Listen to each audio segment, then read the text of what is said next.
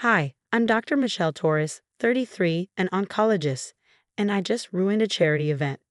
Why? Because I couldn't stand by while my sister-in-law Dana scammed my family with fake cancer documents to steal thousands of dollars in donations. I've always prided myself on staying calm and composed, thanks to 7 years in oncology. But tonight, standing in the Grand Metro Hotel ballroom, I'm shaking as I hold proof of Dana's lies in my hands. It all started 3 months ago at a family dinner. Dana arrived looking unusually quiet and dressed down. "I have something to tell everyone," she said, her voice trembling. "I've been diagnosed with stage 3 ovarian cancer." The room erupted in shock and tears. My mother-in-law, Elena, cried hysterically, while my husband, Mark, squeezed my hand for comfort. But something didn't feel right to me. "What hospital are you going to?" I asked carefully. "Memorial West," she said, avoiding eye contact. "Dr. Richardson is my oncologist." I nodded, but red flags popped up. Dr. Richardson specializes in lymphoma, not ovarian cancer. Still, I kept my doubts to myself. In the following weeks, Donna's cancer became the family's focus. Elena dropped everything to drive her to appointments. My father-in-law dipped into his retirement savings to cover medical bills. Mark spent hours researching treatments. Then came the charity event. "We'll organize a fundraiser to help Donna," Elena said. "Michelle, your hospital connections could make it a huge success." As Donna weakly protested, I noticed her new designer purse and flawless hair. Odd for someone supposedly undergoing aggressive chemo. Her symptoms didn't add up. I started investigating. Memorial West had no record of her as a patient. And when she left her medical file at Elena's house, I couldn't resist looking. It was a sloppy forgery, wrong letterhead, medical jargon used incorrectly, and dates that didn't match. Donna was faking cancer. I agonized over what to do. Exposing her would break the family, but letting her scam everyone felt wrong. Tonight at the fundraiser with over 200 people, including my colleagues, I had no choice. Donna worked the room in an expensive dress, accepting hugs and sympathy. Meanwhile, I held the documents in my trembling hands. "Michelle, you okay?" Mark asked, noticing my silence. "I need to show you something," I said, handing him the proof. His face went pale as I explained. Before he could react, Dana took the stage. "Thank you all for your support," she said. "It means everything as I fight this battle." Something snapped inside me. I couldn't let her lie go on. Not as a doctor, not as a family member. "Dana," I said, stepping forward as the room went quiet, "we need to talk about these medical records." Her face froze, panic flashing in her eyes. And that's when everything fell apart. The sound of Donna's champagne glass shattering on the marble floor silences the room. Her face, carefully painted to appear sickly and frail, goes pale. "Michelle," she hisses, her jaw tight, "this is neither the time nor the place." "Oh, I think it's exactly the time," I reply, my voice calm despite my pounding heart. People deserve to know the truth before donating to a fake cancer fund. The crowd murmurs, confusion spreading like wildfire. Elena, my mother-in-law, rushes between us, her expression a mix of anger and disbelief. "Michelle, how dare you? Dana is fighting for her life." "No, Elena, she's not." I raise the documents for everyone to see. "These medical records are forged. I have proof." Dana lets out a forced laugh. "This is ridiculous. You're just jealous of the attention I'm getting." But her eyes flick to the nearest exit. Turning to the crowd, I address them directly. "Dr. Richardson's name is on these documents as Dana's oncologist. He specializes in lymphoma, not ovarian cancer, and hasn't treated gynecological cases in years. Dr. Richardson is here tonight. Perhaps he can clarify." Heads swivel toward Dr. Richardson, who slowly stands, his face a mask of confusion. "I've never treated anyone named Dana Torres," he says, his voice cutting through the tension. Gasps ripple through the ballroom. Dana's face twists in fury as her web of lies unravels. "You bitch," she screams, lunging at me. Her hand connects with my cheek in a slap that burns and sends me stumbling back. "You've ruined everything." Mark, my husband, grabs her arms to stop her. "Donna, stop." He turns to me, his voice shaking. "Michelle, is this true?" I pull out more documents from my folder, my hands steady despite the chaos. The lab results don't match the treatment timeline. The hospital letterhead is outdated. Memorial West hasn't treated Dana. She's never been a patient there. Elena's face crumples in confusion. No, I drove her to chemotherapy myself. I saw her go in. Did you ever go inside with her, Elena? Did you meet her doctors?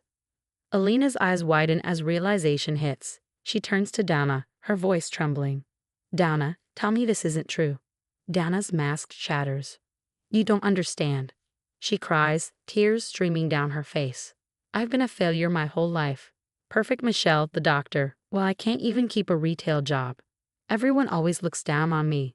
So you lied about cancer? Mark's voice is hollow disbelief etched in his face.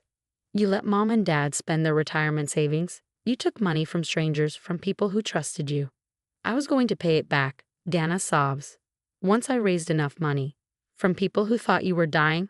I interrupt, my composure slipping. You know how many real cancer patients struggle to afford treatment? How many families give up everything for a chance to survive? And you took advantage of that? Of them. The hotel manager approaches, phone in hand. The police are on their way, he says grimly. This is fraud. Dana collapses to the floor, her cries turning desperate. Daddy, please, she begs my father-in-law, who stands frozen, his face pale and lifeless. Don't let them take me away. But it's too late, the damage is done. When the police arrive, they handcuff Dana as the guests look on. Some whispering, others recording on their phones. Elena sobs into Mark's shoulder. My father-in-law stares blankly, the reality of his drained savings sinking in. Dr. Richardson touches my shoulder gently. You did the right thing, he says. Fraud like this hurts real patients. It makes people question legitimate causes. I nod, but my chest feels heavy. As Dana is led away, she glares at me with pure hatred. This isn't over, she spits. You'll regret this, Michelle. I promise you. I look around at my shattered family and whisper to myself, I already do. Because sometimes, doing the right thing doesn't feel like a victory, it just feels like loss. I stare at my phone screen, 15 missed calls from Elena, a dozen texts from family, and one threatening email from Dana's lawyer. It's been 2 weeks since the fundraiser, and the fallout feels endless. The local news ran the story. Doctor exposes sister-in-law's cancer scam at charity event. A video of Dana slapping me has gone viral on social media. My hospital even called me in for a meeting. Luckily, they supported my actions. You did the right thing, Mark says, wrapping his arms around me as I sit at the kitchen table. But did it have to be so public? I whisper. Maybe I should have confronted her privately. She would have just found another way to con people, he says, shaking his head. You know that. He's right, but it doesn't make it easier. Dana managed to collect over $80,000 before the fundraiser. My father-in-law's retirement savings are wiped out. Elena even took out a second mortgage on their house. My phone buzzes. A text from Elena. Please come over. We need to talk. Mark squeezes my shoulder. You should go. She's been trying to reach you for days. An hour later, I'm sitting in Elena's living room. It's the same place where Dana announced her fake diagnosis. Family photos line the walls, including ones of Dana's cancer journey that Elena proudly posted on social media. I owe you an apology, Elena says quietly, her hands shaking as she holds her coffee cup. I should have listened to you earlier. I should have asked more questions. Elena, you beleagued your daughter. Any mother would. But I'm a mother to Mark too, she says, her voice breaking. And I've treated you, his wife, terribly these past 2 weeks. I blamed you for exposing the truth instead of blaming Dana for lying. Tears fill my eyes. I never wanted to hurt the family. You protected us, she says firmly. If that fundraiser had gone through, if more people had donated, things would be so much worse. Dana is now facing multiple fraud charges. The detective uncovered evidence of 2 other scams she pulled in different cities. She's done this before. Have you heard from her? I ask. Elena nods sadly. She's claiming mental illness. Her lawyer says she'll likely serve time, but it could be in a minimum security facility. And the money? Gone, she says, wiping her eyes. She spent it all, shopping sprees, vacations, gambling. We'll be paying off debts for years, but at least we know the truth now. My phone buzzes again. It's a text from Dr. Richardson. The hospital board approved your proposal. The Dana Torres case inspired them to start a fund for verified cancer patients in need. I show the message to Elena.